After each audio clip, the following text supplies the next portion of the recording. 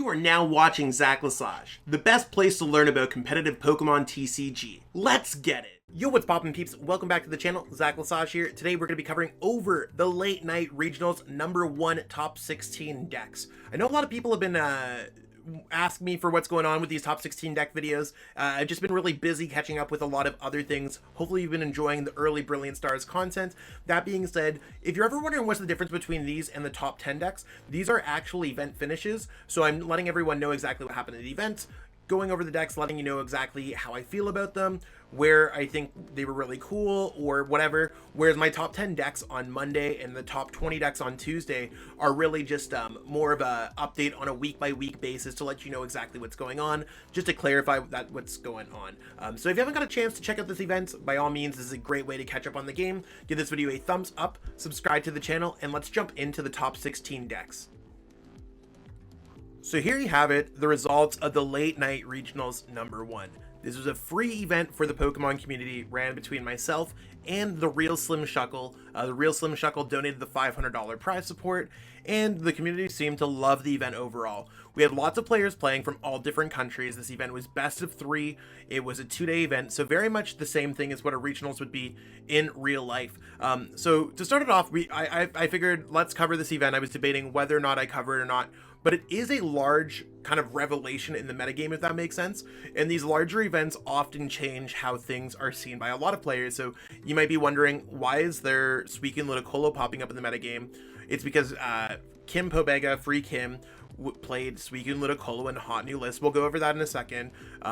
Or if you're wondering why Counterbox is hot, we saw it with Gabriel Samedo playing the deck in the top 8. So these are really why the metagame is changing.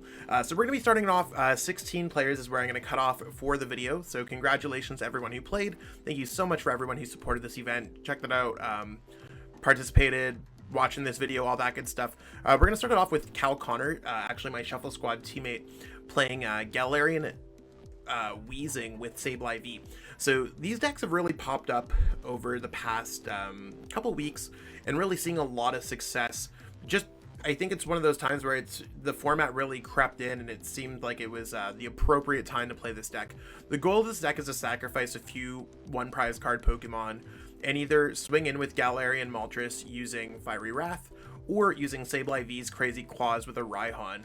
So whether or not they have damage, or whether or not you're able to knock them out, being a dark type deck, certainly has its uses, especially when Mew is so popular. And we also have Galarian Wheezing that's great at stopping Sobbles, evolving into Drizzile. So basically, I mean, it doesn't stop the Sobbles, but it stops Shady Dealings. It stops Single Strike Roar, stops Crobat. There's so many things that Neutralizing Gas can stop. On top of that, Inteleon engine, using Shady Dealings to search things out, quick shooting to apply extra damage counters, and again, Shady Dealings on Inteleon to search things out. So that's the general strategy about this deck. We do have the grand finals video up on the channel as well. If you haven't got a chance to check that out, We have Sobble. I mean, I'm going to go through the list, and I think everything looks pretty fine. The Inteleon lineup looks fine. The Weezing lineup looks fine. Everything looks fine Pokemon-wise. There is an opportunity to cut the Tapu Koko for a kind of snow cast form, snowy form, and that's because it's searchable by level ball, has free retreat, and has a pretty neutral weakness. So I think that might work out a little bit better than what we have here. Beyond that, this is what the core list looks for pretty much everyone else. I think this list looks great. Cal obviously being one of the best players in the game, seeing a lot of success. I think this is kind of a super ideal list, and the Tapu Koko might be better than the cast form as well. Still trying to figure that out, but it's really one of those things where it might be better. So huge shout out to Cal for representing. We have Nozonis, and also I might be mispronouncing names. I'm sorry if I mispronounce your name or anything else like that. Mew VMAX being a hot deck using Genesec's Fusion Strike system to draw extra cards, and you have access to Mew VMAX to copy the attack of Technoblast or Melodious Echo, Alice's Sparkles to accelerate energies, and of course everything and anything else in between. Oricorio is really great to prevent some Jolteon splash damage, especially because you're turning it from 100 to 80 and 80, and that works out pretty nicely. You also can stop Hoopa from knocking out Meloetta when it comes down to the Galarian Moltres matchup, because you're able to, there's no weakness with Assault Gates, so it's doing 90 minus 20, with Lesson and Zeal, so it is kind of a cool tech there. I think Oricorio is really on trend meta-wise, and that's what we saw a lot of the top Mew decks playing for this particular event. I think the 3/3 Mew V Max is a little bit low because it's much better to start with the Mew V than almost anything else in the deck. But you can see they had some interesting techs such as Marnie and anything else like that. They played an extra switching card. They did not play Rose Tower. They decided to go Old Cemetery, which is fine. There's nothing wrong with this list. I think it's just more of their personal take. However, I do think Mew V is just the best starter that you could possibly ever have in the deck, with it free retreat evolving into Mew V Max. There's no reason not to play it. Like, this deck would likely play a bunch of Mew Vs, even if Mew V Max was not the deck. Like, just for the sake of Fusion Strike system, free retreating Pokemon, absolutely amazing. And the fact that it evolves into your main free retreating Pokemon, there's almost no reason not to play for.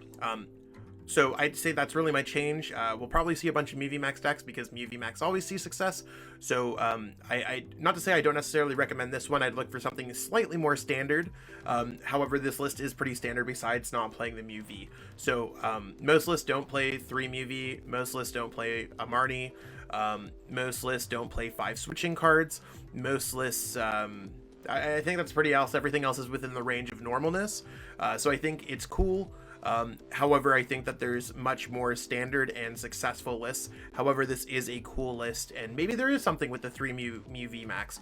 If anyone here is watching this video and they want to kind of say why they played these cards in the deck, or be like, you want to know what, I wish I had that, or I didn't like this, or I wish I changed that, by all means comment below. I'd love to have a bunch of y'all, because y'all are like local experts or kind of the own deck piloter, right? Like, so if Cal's like, you want to know what, the Galarian Weezing deck is great, I like Tapu Koko more because of this, that's really where I'm looking for some awesome opinions, because I'm only one player and I can only test so many decks or so many versions of decks. So I do want to let everyone know to like let your opinion. If you did not play the deck, give your opinion on these decks too, right? Like, get into the fun. I get back to every single person's comments. Let's keep it reasonable. We don't have to be like, that deck sucks or anything like that. But if you're like, you want to know what, I really don't like the 3/3 Mew V Max because, or you want to know what, I really do like the 3/3 Mew V Max because, that's fine. Constructive criticism's awesome. So I think this list is cool. Shout out to Nozonis. They're from Japan. Typically Japan plays very different decks than United States. We can see this list again, another Japanese player playing 3/3. So Ryoto Sato, very well known player. They're going with triple Meloetta, so that's interesting. I haven't ever seen that. I don't know if I'd ever see the triple Meloetta, or if I like that or not. I think, again, I'd rather just have the extra Mew, but maybe their deck is better at attacking other Pokemon. We see the Oricorio again. What else do they have going on here? 3 Fog Crystal, which is fine maybe if you're cutting a Mew V. 3 Great Ball, 3 Catcher, 3 Cramomatics. So a little, like, the Catcher is a cool tech. I've definitely seen some success with it. I've won a tournament with Mew Catcher before, and I thought Catcher was really great in this deck. Certainly a little bit of the off-the-wall tech. I really like Cramomatic in the deck, and I would probably run 8 if I could. I think Cramomatic's largely the best card that you have in Mew V Max, because you can search for anything, clear your hand for Fusion Strike system. I know it's a coin flip, but it clears your hand for Fusion Strike system. There's so many times I have dead Battle VIP Pass in my hand, or I have to discard a Cramomatic. Being able to search for cards is awesome. So again, I think this is a little bit of an off-the-wall list, which is cool to see these decks seeing success. But again, I'm not sure if I would necessarily recommend this one if you are jumping into Mew. If you do want to try an off-the-wall list, though, this might be an interesting take. And these are really where you're going to get those huge gains, maybe. Decks that are under-tested, which I'm assuming 3/3 Mew, 3 Meloetta, 3 Catcher, 3 Cramomatic, all these 3-ofs is really under-tested when it comes to this deck, but maybe 3 is their lucky number and it ended up working. So shout out to Ryota. We have OMG Tapu Lele playing a kind of counter box deck. So we're gonna see how this works. So we've seen a bunch of these decks pop up, and some of them play more Suicune, less Suicune, more Moltres, less Moltres, Zapdos, no Zapdos, or Ditto, whatever. This deck is a counter box deck, and that's the official name that I'm going to give it. I'm not the one who makes up the names. That's what I'm going to call it for the sake of my channel, so we can all kind of stay on the same page. Basically, you have a bunch of different typed Pokemon, and you kind of use them for the right matchup. So Galarian Moltres might be more successful against Mew VMAX decks, and might be a generalized attacker or Dragapult Shadow Riders. Galarian Zapdos V is going to be strong against Jolteons and Gengars and Eternatus VMAX. And Suicune's a general attacker because there's not really many things that are weak to fire, but it's cool, and they kind of have a dark take on the build. This way you can power up things with Raihan and Galarian Moltres Energy Switch. So that works out pretty well. You have ways to discard cards. I mean, I think that this deck, I don't necessarily have an opinion on it. I think the way to succeed with this deck is all about playing very well. A lot of it has to do with sequencing, especially when it comes to cards like Galarian Articuno V, and getting energies in your discard pile and not... and you got to preserve your resources also while being aggressive enough to make it work. I think decks like this are all going to look very different. I do not have enough experience with all the different takes, nor do I think anyone would, to really have a strong opinion. I think this list looks acceptable. The fact that it's very dark base is probably because of Mew VMAX being in the format and other important decks. I think Hoopa V is cool. I don't know how they're necessarily going to power up the Hoopa V, maybe like get the energy from the discard pile, attach one from their hands, and then use Energy Switch. That might be a cool technique to beat Rapid Strike Urshifu, giving yourself kind of an extra type because it's half dark, half psychic with its ability. I think the list is cool. I really don't have anything else beyond that. I think everything is going to be between this and not. I don't know how I feel about Suicune. Suicune's a card that I quite often... I don't know if it's misunderstood to me, or if I just don't necessarily get where it is good. I think a lot of players play basic Pokemon, and a lot of large benches nowadays, so maybe Blizzard Rondo's just a more generally useful attack. However, I think the deck could just be Galarian Moltres Zapdos, and something like that. If you're playing a dark version of this deck, it might just be better to play the Galarian Weezing Sableye variant. That's a little bit more discovered. But again, let me know what you think about Counterbox in the comments below. I'd love to hear it. I also want to let everyone know that I will have a link to the standings in the description, so check that out. And if you ever want to sign up for any of my events, by all means, they're every single Monday, and quite often I'll have late night events on Friday, or I'll try to hold more of a bigger events on weekends. So check those out. And I mean, I'm active on my Twitter, all that good stuff in the Discord server. Check out all that good stuff in the description. So shout out to OMG Tapu Lele for the very cool deck. We have Blask. We have another Mew VMAX deck. I think that's really cool. Mew VMAX, again, really similar deck. We see the Oricorio. We see the 4-3 Mew. They're playing the Switching Cups version of the deck with Rotom Phone, so you could put a card that you want with Rotom Phone on top, Switching Cups it into your hands. It opens up a lot of plays. You could put a Fusion Strike energy from your hands, and then use Ellis' Sparkles. Like, I think there's a lot of things. I played a really early version of Switching Cups. I think it's cool. There's nothing really wrong with this list. Again, it's just like a personal list, and I don't have any issues with it. I think Mew VMAX can be played. It's like a 50 card core, and then the other 10 cards are however you like. They decided to go with Switching Cups. I actually like 4 Battle VIP Pass, but maybe it's better to play 3. Again, these are things where mathematics can and personal preference will really lead the way. Shout out to Blask for playing. We have Dominic Schroyens, go with that, playing Ice Rider. So Ice Rider Calyrex VMAX is all about deciding between Ride of the High King and Max Lance, whether or not your opponent has a larger bench where you can hit 2-hit with Ride of the High King, get a 1-shot with Max Lance, or maybe you're going to be able to go Ride of the High King, then Max Lance. You typically don't want to go Max Lance, or Max Lance, then Ride of the High King, because you do discard your energies. So you use Melanie to accelerate, and of course you have the Inteleon line to work out. I like the Path to the Peak version in here. I actually don't play 3 Fan of Waves in my list. I like playing 2 Crushing Hammer and 2 Fan of Waves. I think that's really cool, so maybe finding another wiggle room there. I don't know if I only play 3 Melanie as well. I think that might really be where my space is, but in terms of the deck, I think this deck looks awesome. This deck's a little bit more neutral in the metagame, so not the biggest fan of Ice Rider Calyrex right now, but it can go up there, especially if you are able to path your opponent. Moving on past Dominic, we have Noah Allerton playing Duraludon VMAX. Duraludon's been popping off a lot lately, and I think this build with 4-Team Yell Towel and Pokemon Center Lady and the Crystal Caves really focusing on healing is great. Skyscraper's about blocking your opponent's Pokemon that play special energies. If they have basic energies, you can discard them with Crushing Hammers. I think that's really cool. and then you just G-Max Pulverization. So it's attacking, mid-range, control, healing kind of deck, if that makes any kind of sense. And I think this deck can be incredibly effective against Mew VMAX players. It can be incredibly effective against a lot of players. You could just run into a Rapid Strike and have a free matchup.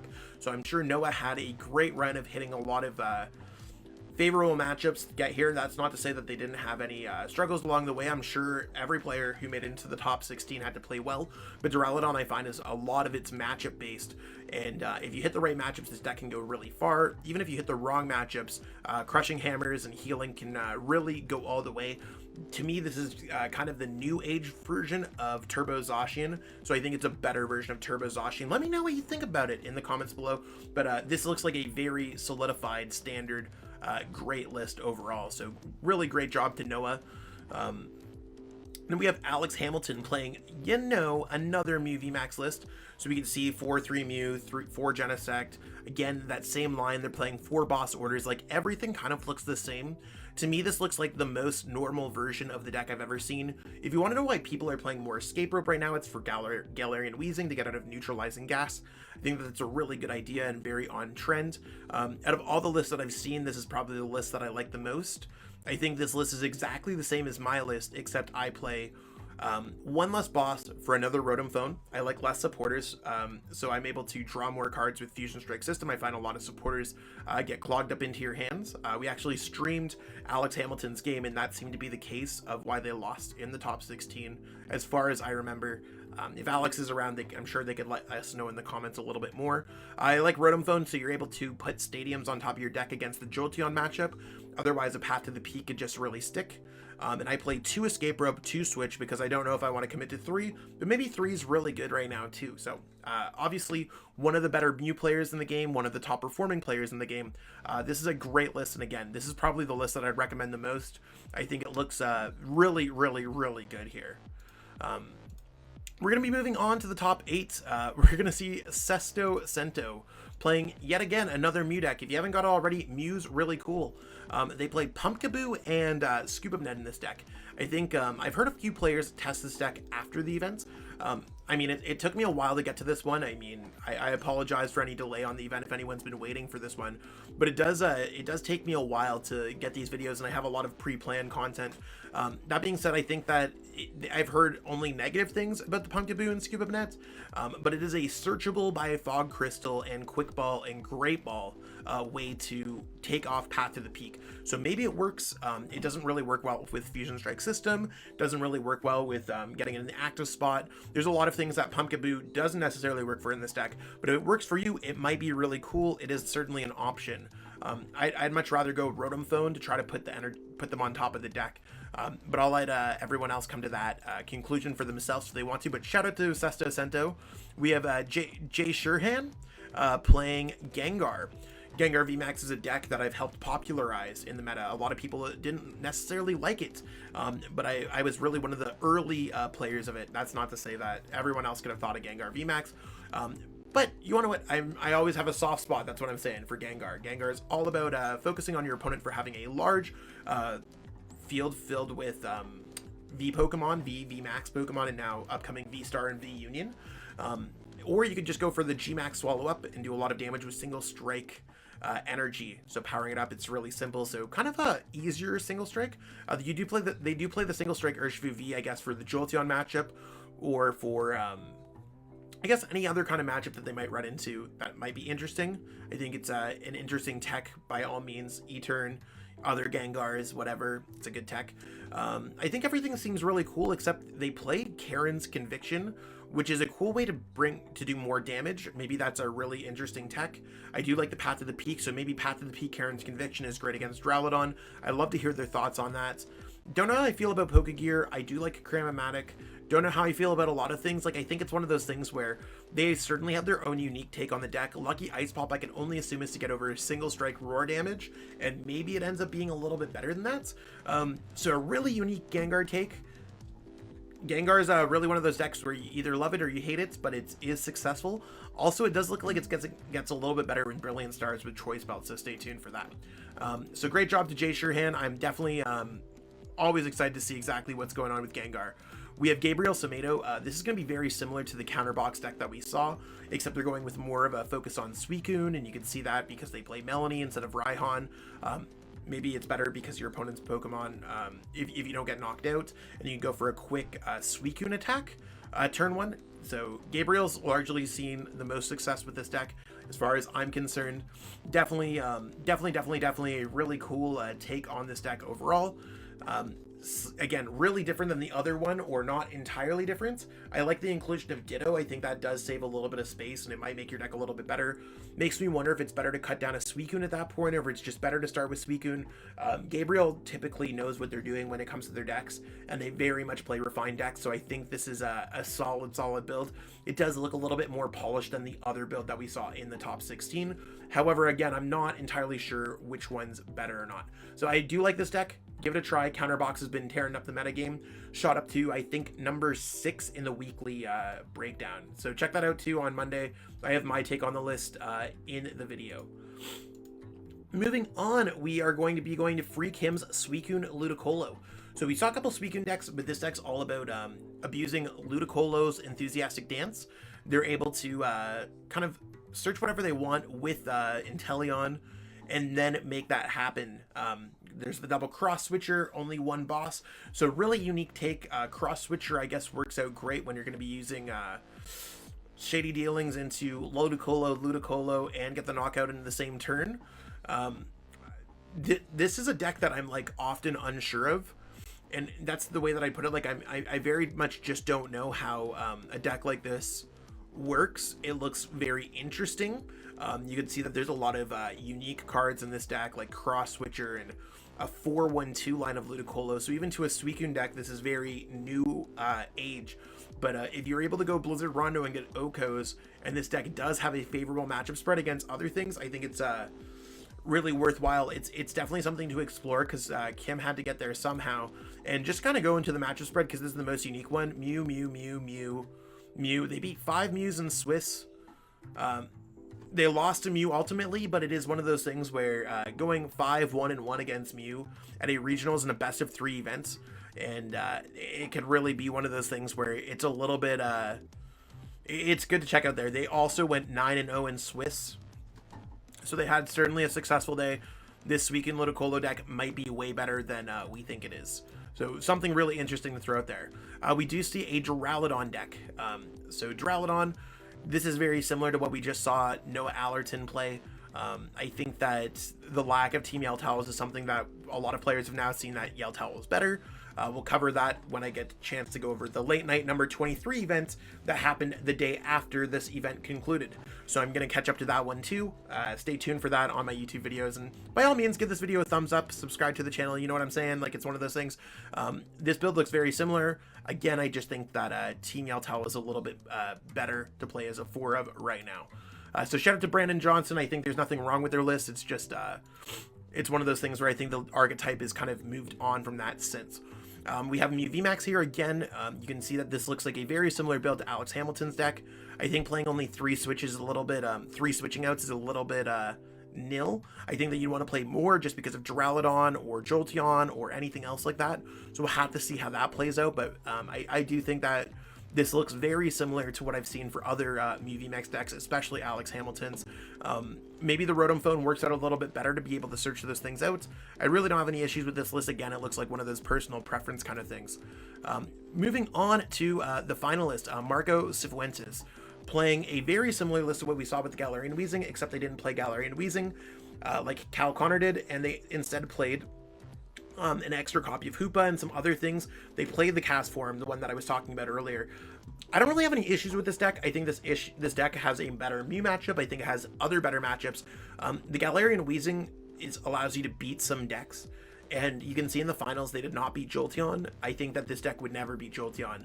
The grand finals match really just showed Marco getting bopped in that matchup, whereas the Galarian Weezing might have slowed down those Drizzles to give yourself a better chance. It's still not a great matchup, but it is more winnable that way. So I do want to throw that out there, that I think the Galarian Weezing is the better play overall, especially if Jolteon's as popular as it is. But shout out to Marco, honestly one of the best players that we've seen online. Glad to see them. And we have Jonathan Patricio, regular for the late night series, playing Jolteon VMAX. Jolteon VMAX is all about using Max Thunder Rumble, doing 100 damage to the active, 100 damage to the bench, and you can get that, in order to get the 100, they have to be damaged, so you can hit them with Headbutt Tantrum or Quick Shooting. I think those are both really cool ways to get the damage on there, and then you're trying to draw multiple prize cards. You have Path to the Peak, Marnie, and other disruption cards like Fan of Waves. I don't really have any issues with this list. I don't really like one Capture Energy. I honestly like ask myself, I'm like, am I ever going to find that card? I think that Boss's Orders is incredibly important, and only playing one is tough. So I don't have any issues with this deck. I just think that there's I'd rather see another Boss's Orders in this deck. I'd rather see an extra Lightning Energy in this deck. I'd rather, like, there's a few things that I'd just rather see. So for best of 3, it might be a little bit of a different deck, and I do like the unique take on it. However, I think that there's more standardized builds that I personally like more. But shout out to Jonathan. Love to hear your response about here. Super happy to see them be the champion. So that's what we got going on for this one. I know that the video got a little bit long, but I do like to talk about all the different players and talk about their stories and exactly how it worked out for them, or cards that I think are cool. Shout out to everyone again who played. I really appreciate it, and maybe we'll have another late night regionals coming up soon. Not entirely sure. We'll have to figure that out. But hopefully you enjoyed looking over these decks. And again, check out the description, because I will have the link to the standings right here that shows everything, so you can understand exactly what's going on. And that's what we got going on for this video today, peeps. Hopefully you learned a little bit about this event and seeing all the top decks, and hopefully it inspired you. If you are preparing for your next event, this event was huge for the game, especially with a lot of the updated deck lists and stuff like that. So you can kind of see where like the game's heading and all these cool decks or where they came from and all that stuff. I really love running these events, and if you ever want to get into playing more Pokemon, let me know in the comments, let me know in the Discord. I could definitely direct you to how to sign up for these events, and we have a lot of awesome people that can help you there. So whether it's DMs on Twitter, Discord, anything, hit me up, because I do want to get more people playing Pokemon and enjoying this awesome games. As always, give this video a thumbs up. It does help boost the YouTube algorithm. Subscribe to the channel. We just passed 9,000 subs the other day. Would be absolutely great if we get to 10K sooner than later, and we'll stay tuned and see exactly what's going on there. Peace out and have yourself a great one.